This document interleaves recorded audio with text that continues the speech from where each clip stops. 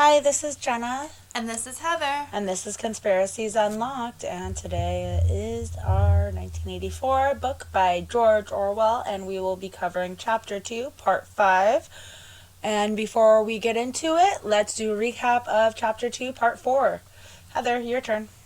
So, to recap Chapter 2, Part 4, we ended with Julia telling Winston about her grandfather who was vaporized when she was 8 years old and he disappeared. They also discussed what a lemon was because they both had never seen a lemon. Like, they had seen oranges. Winston remembered lemons, stating that they were very common in the 50s, and they were also so sour your teeth would just hurt from smelling them. Is like what he recalled. That's crazy. Like, yeah, because that's not how lemons are. But right? Maybe that's they were like when the book was written in the 40s. They were just apparently really sour, I guess. Or maybe it was just a sensation like it would make them salivate or something. Yeah, like maybe. That makes sense, yeah. So Julia started to, as they're talking about the fruit that they remembered, Julia started washing her makeup off her face. Because if you remember, they had met up and she did her makeup up for him. Did all cute. And then... but she couldn't be seen in the real world like that. Yeah, no, she couldn't be seen at all. She would get, like, vaporized instantly. Oh, yeah, she just would, definitely would not be allowed to. But then it was funny because she joked with Winston and she said that she would wash his makeup off, too. So Winston was looking around the room and he was thinking about the paperweight that he had purchased and metaphorically seeing it as when he looked at it, he saw the coral inside being Julia's life and his own, and then fixed in sort of an eternity at the heart of the crystal was like the crystal paperweight. Sorry. So basically, he metaphorically was looking at it as their life, like they were inside the crystal, then the coral part of the crystal, and then the crystal around was like eternity of their hearts. That's sweet. And that's where it ended. Okay, and then we start up on Chapter 2, Part 5 with instantly Sim is vanished and vaporized. Just instantly. Like, that's how it starts off. Yeah, he just vanished from work. And nobody seemed to give a shit or care. Like, he was gone for days. Nobody mentioned him. The third day, Winston went into the vestibule of the records department to look at the notice board. And he wasn't there. Yeah, he was not on the list of the chess committee where his name should have been listed. It was no longer listed, and it just said it was as if he just ceased to exist and had never existed. So he's already been vaporized. He's gone, never to be heard from again. That's crazy. Because remember a few parts ago, they were talking about Sim, about how he was kind of like a loose cannon and oh yeah, remember, and he was gonna get Winston was like, he's gonna get vaporized, like this is there's no way that he can go about touting like this, like without getting vaporized. Not even that what he was saying was bad, but he was like telling all their secrets. Yeah, he was telling all the party secrets and stuff. Isn't it like loose lips sink ships? I've never heard that. That's like cool. That. I think that's what people say. Oh my god. I wonder how many ships I've sunk. I have very loose lips. I asked my niece like a year ago. She's 5 now. She was 4 then. And I was going to tell her a secret. And I'm all, can you keep a secret? And she's like, no. Like, but with like the look like, you're still going to tell me, right? But she's like, no, I can't keep a secret. With Are like you kidding? A big smile on her face. Like, nope. Tell me. You're going to tell me, right? I'm like, well, I can't tell you now. Like, what is wrong with you? Oh my gosh. Some people are really good at keeping like things to themselves and other people just are blurters. Yeah. I think I'm more of a blurter, probably. I don't know. I've gotten better at keeping secrets as I've gotten older because there's just so many other things. Yeah. That I'm just like, I don't even feel like talking about this. Yeah, you're I've just already like, put in too whatever. much time and effort by listening to it. Like, this is so low on my, like, importance level that I don't care. So anyways, Hate Week was approaching, so everyone was working overtime, and they had to do so much shit in preparation. It was crazy. They had to, there was processions, meetings, military parades, lectures, waxwork displays, film shows, telescreen programs. All had to be organized. Stands had to be erected. Effigies built. Slogans coined. Songs written. Rumors circulated. Photographs faked. Like, there's just so much to do. And in preparation. And then there was, like, more bombing to entice the war. I think it was to entice warring. There was, like, more bombing. Like, bombs were just going off left and right. Mm-hmm. I did write a couple notes about Winston and Julia's participation in the Hate Week. Did you? I don't think I've gotten that far yet. I'm not sure. No, it's right there. So it's right before the bombing. Oh, my bad. So, no, it's okay. So I wrote Julia's unit in the fiction department had been taken off the production of novels. So they were no longer doing the production, and it was just rushing out a series of atrocity pamphlets. Yeah, for Hate Week to, like, spread all the awareness. So they had to shut everything else down. Just for the Hate Week. Mm-hmm. Which we never actually got to Hate Week. We've been talking about it since the beginning. I'm very excited about finally, because, like, there. we got the 2 minutes of hate, which was, like, months ago, but there was no Hate Week yet. But the 2 minutes of hate happens periodically. I feel like it's just a little... Like, once a week or once every few days or something, yeah. But, like, the Hate Week is, like, the big one.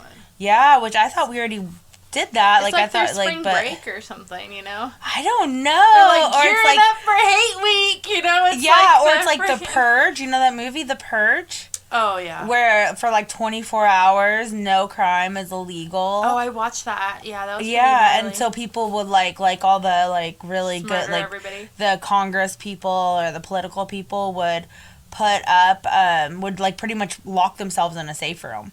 Oh, yeah. Until it was over because of how crazy, like, people are. And they would be, like, the first to go, probably. Yeah. Like, the judges. Think about, you put somebody in jail and whatever, you know? Like, the laws and nothing is illegal for 24 hours, and then it goes right back to how it was, like...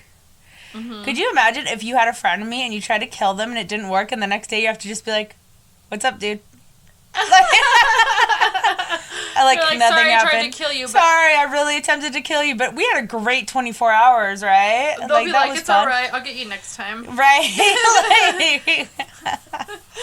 All right. Anyways, and then for Winston, he had his regular work, and also had to spend. So he still had his regular work. And then also he had to spend long hours every day going back through the files of all the times to after and embellish the news items that were to be quoted in the speeches for Hate Week. So then that way it would all match up. Yeah. Of whatever bullshit they were trying to spew, that it all matched up. So, like, Julia kind of got it off easy because they only had to focus on the pamphlets, but he had to do all his regular work plus the speeches. For the overtime, yeah. So, so they were doing a lot more bombing to entice the worry and just in general get in preparation. The hate song had been playing on all the telescreens on repeat. Oh, yeah. And I'm like, that would be, like, terrifying, right? And then there was billboards, banners, flags, announcements all over. Kind of like when we get ready for, like, an event, like a parade or a fair, like a street fair. Yeah. People promote it. But this was, like, on a bigger scale. Like, there was posters of, like, Big Brother that were the size of buildings. Yeah. Like, huge. And there was a poster of a Eurasian soldier, scary, and looked at you no matter where you were. Oh, you know what that reminded me of? Is, like, the Halloween ones where they, like, follow you. Yeah. And then, like, they Or, change. like, the Haunted Mansion. Yeah. Those ones, like, follow you in Disneyland. Yeah. So, there's lots of promotion. There was rumors that the bombs were put on by spies via wireless waves. Mm-hmm. Even though, like, I know it was Big Brother. Like... it confirms it later, but like I was like, it's probably Big Brother just trying to fuck with the citizens. Mm-hmm. An old blah blah.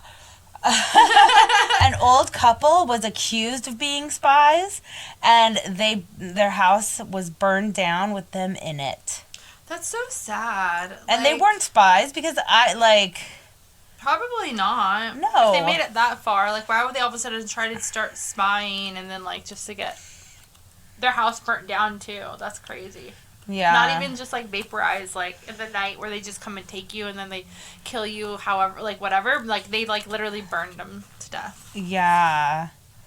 It's a really fucked up way to go. It is. I would hate to go that way, and drowning. I'm always scared that I'm going to drown. That's probably why I don't like the water.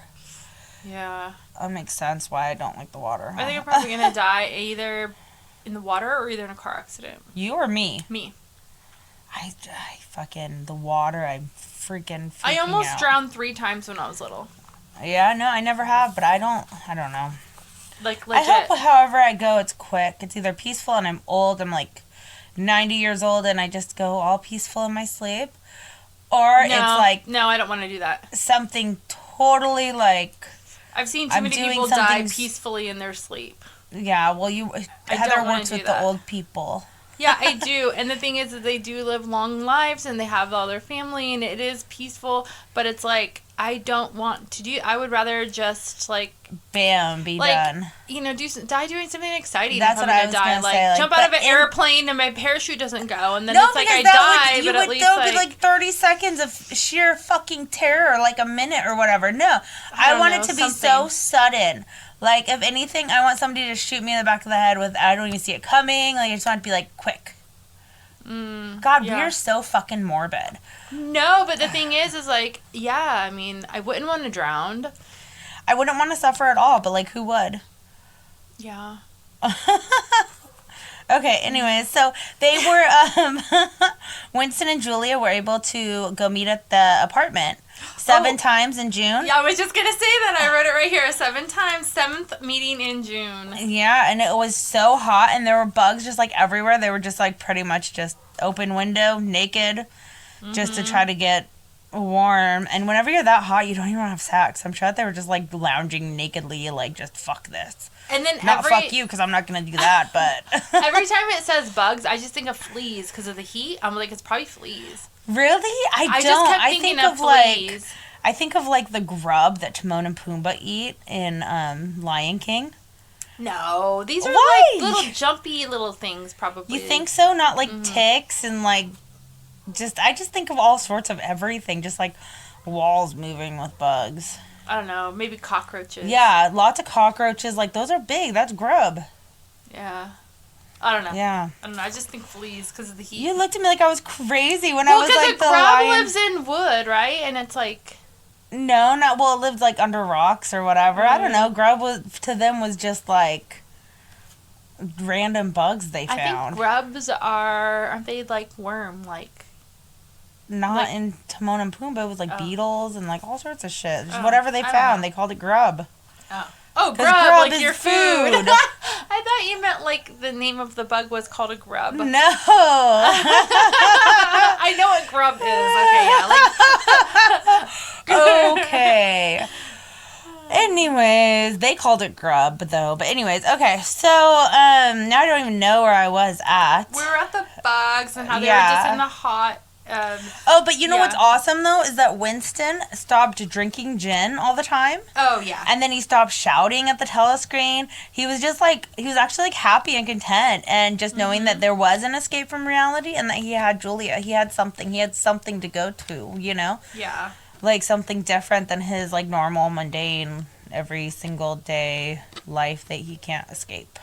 Yeah, she kind of helped mellow him out a little bit. And then Mr. Charrington just keeps telling Winston more and more and more, little by little, about the world pre-revolution. And just, but he's not, it's like he forgets, like, halfway through. He never actually gets a full story out of him. He's old. He's rambling about the good old days. And so Winston felt like that this would, like, wouldn't last forever, that this, like, whole apartment situation, and it was all just fleeting, and he's just trying to enjoy the time that they had together as they could. Right? Mm-hmm. Yeah. Yep. So. And then that even goes about where they gave themselves up to daydreams to escape. It says their luck would hold indefinitely and they would carry on their intrigue just like this for the remainder of their natural lives. Or Catherine would die. And so basically that's when they were talking about getting married. Yeah. Yeah. So it was like, either Catherine will die, because he's still married, so he can't marry her. Yeah, nope. They would never allow that. Or they would have to, I don't know, they would commit suicide, it said, together. I know, what the fuck? Or they would disappear and alter themselves out of recognition, learn to speak with accents, proletarian accents? Proletarian accents, get jobs in a factory, and live out their lives undetected in a back street. It was all nonsense, though, as they both knew. The reality was there was no escape. And I wrote no escape with a sad face. Yeah, no, they were dreaming of just engaging in an act against the party, anything that they could do, and yet always knowing in the back of their head that they would never be able to do it, and they were never actually going to do it. So just like us, like dreaming, like, when I win the lottery, we all know that's never going to happen. You could. We got some scratchers over there. We do. We could win like 20,000 or 50,000. So what I thought was interesting is that Julia thought everyone secretly hated the party. Mm-hmm. And she, and since she was so, like, she seemed so pro-party, but she wasn't, you know? No. And so she's sincerely, but she's also young, so going into this part of the chapter, we have to remember that she's, like, 15 years younger than Winston. She's, like, barely 18 or 19, and Winston is 38 or so. And so she sincerely believes, she's naive, and she thinks that everyone else is thinking the same exact way as she does, you know? Like, when I used to smoke pot when I was a teenager, I thought everybody smoked pot and everybody was high and it wasn't just me. Probably because everybody you were hanging out with was. No, like, I even thought my mom was. I was like, there's no way that she would be acting like this unless she was high, too. My mom never smoked. She's scared of fire. Like, well, I couldn't even have a fucking candle in my house. I know, like, my parents were, like, they smoked a little bit. My dad did, but my mom never. When they were younger, you know, I mean, they grew up by the beach. And yeah, my mom never did. The 60s, 70s, whatever, yeah, you know. My dad and 80s, his family 90s. would always Y2K. smoke. And, yeah. Y2K? You're like, Y2K, I was a teenager for Y2K. That is when I was smoking. I know, that's why I said it. 80s, 90s, Y2K, like. We'll just, you know. Alright, well, anyways, okay, so Winston truly did not believe that the government was bombing their own people, and he never even thought about that, but Julia was like, of course they are. Oh, They wanted to ensure the fear in people, and when I first read that a few, like, pages ago about the bombing, I was like, oh, for sure the government's doing it. It's not no fucking spies. They don't care. They're ramping up for hate week. Mm-hmm. And then Julia always laughed at the 2 minutes of hate and only cared when it affected her, and I feel like that just shows how immature she is, that she's not caring about anything else unless it directly affects her. Like, she's like, I don't care about this. Mm-hmm. Julia believed that the party invented airplanes because that's what she was taught in school. Yes, but Winston's like, wait a minute. But yeah, Winston remembered the party inventing helicopters and planes being around pre-revolution. Mm-hmm. But, like, Julia was like, I don't fucking care, because who cares who invented the airplanes? Like, why are we even talking about this? And Winston was, like, really into it, like, talking about all this stuff and being like, wait, like, let's look at the bigger picture here. But she's so immature and naive that she's just like, well, who cares? But it does matter just for the proof. Like, that is something that is a proof that because he actually lived it though too. Yeah. And she also didn't remember just 4 years prior when Oceania Oceania, had been at war with East Asia and peace with Eurasia, because now it's flipped.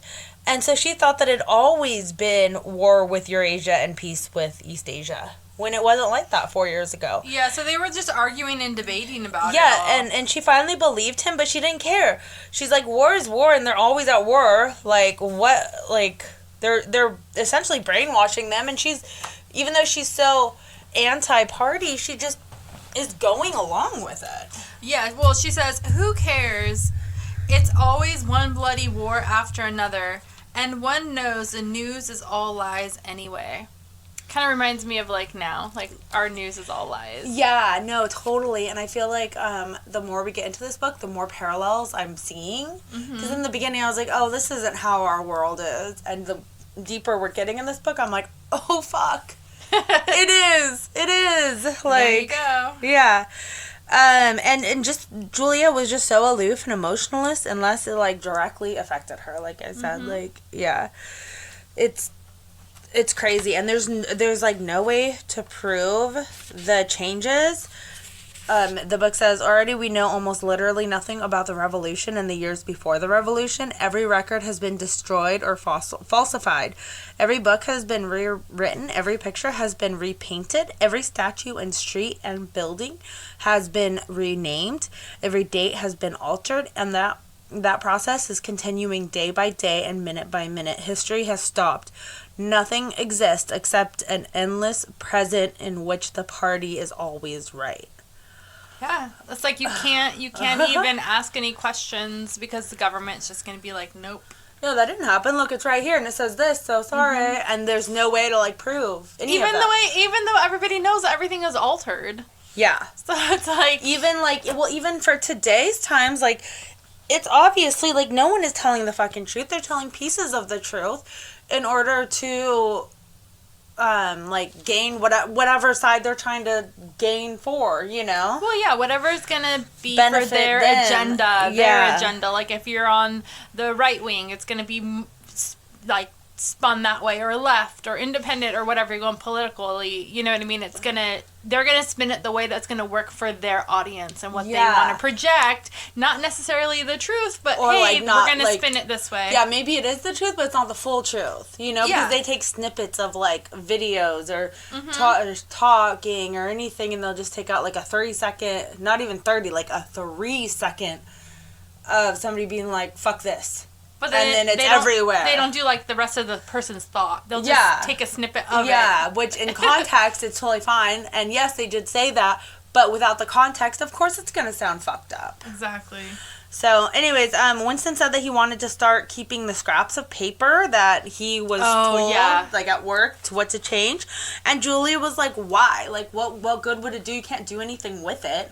Like, that's a stupid risk to take. And Winston was like, well, it might help the next generation. But, like, so Julia is only worried about herself and getting through the day. Like, herself. And making sure she's happy and everything is good on her end. She doesn't care about the future generation. She doesn't care about shit. Other than what directly affects her. And she didn't even care about doublethink or anything political rubbish. Why worry herself? She would be falling asleep while Winston was trying to talk to her about it. So that just shows like how she's very immature. Opposite ends of the spectrum they are on. They're totally polar opposites, and they're just they just have different values at this point in time in their lives, you know? But the part that I liked is when she said, you know, he's telling her all of this, and then he kind of got frustrated with her because he kind of like did like a little burn on her because she said, I'm not interested in the next generation, dear. I'm interested in us, right? Yeah. And then he's like, you're only a rebel from the waist down. I was like, oh, Winston. Yeah. Because, like, at this point, he had already gone back and forth with everything about, like, that we just discussed. Ha, ha, ha. That's what I wrote, too. And then I wrote good humor. He's got a good sense of humor. Yeah, but, so you're all whoring yourself around. But you're not rebelling against anything else. You're only rebelling from the waist downward. That's so crazy. I was like, that is freaking witty. That is hilarious. Yeah. And she even thought it was brilliant and witty and flung her arms around him in delight. So she even took it like, oh, okay, like, yeah. you know, like she didn't take it offensively. She thought it was funny too. But. So, yeah, and it says that she was not sufficiently interested in public events to notice what was happening. And I'm just like, ignorance is bliss. Yeah, exactly. That's like all I'm thinking is like, if that makes sense, you know? Yeah. So. Oh my gosh, that's so funny though. I just was like laughing so hard when I read that part. I was like, oh, it's so true. Yeah. Because like the way she's like, no, she so like nonchalant about everything, but then she's like, she's all about getting down and like, you know, hooking up. Yeah. And that's her big rebel, you know? Yeah, but in reality, I mean, yeah. So it's like, is she just using the rebellion just for her own sexual pleasure? Fuck yeah. Hell yeah, she is. I would too if that's all I had to look forward to, you know? And then you have this guy that's going to spend so much time with you and, like, have an apartment and shit, like, all ready for you. Like, she just hit the fucking jackpot, dude. Yeah, she did. She doesn't even have to go, like, take 5 trains and walk 5 miles through woodland area to find a clearing in the brush to have sex in. She has a bed, damn it. A bug-ridden bed, but whatever. And then I like how, like, at the end of the part... they're basically just summing it up as the people are just like mindless sheep. Yeah. You know, the way that they say that the people, like the general population, just like the proles, they simply swallowed everything, and that what they swallowed did them no harm because it left no residue behind. It was just as a grain of corn that will pass undigested through a body of a bird. So it's just like, it's like almost like in one ear and out the other. Yeah, like it doesn't even matter. Yeah, nothing just like matters. mindless.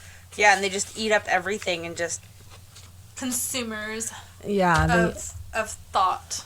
Yeah. Like whatever the government wants to like tell you. Yeah, Just like, okay, cool. The sky's pink now. Okay, fine. Okay. Like, that sounds good. No questioning, no thoughts of their own. Mm-mm. It's like the strung out sign, mind of my own. I've been listening to Strung Out lately. Oh, wow. So that is the end of the part that we just went over. 5. Part 5. I'm like, where are we? Part 5. So, yeah. What do y'all think? Message us, and thank you to those who have messaged us, giving us ideas, episode ideas. We love that. So keep messaging us, and yeah. Don't forget to share, like, and subscribe. We are on Instagram and TikTok and YouTube and pretty much all. Spotify, Apple, everything. Yeah, you can probably, maybe, hopefully just Google Conspiracies Unlocked and we'll pop up on something. Yeah. Yeah. Yeah. We should be. That there. sounds good. I love that idea. Okay, thanks, Thank guys. you. Bye. Bye.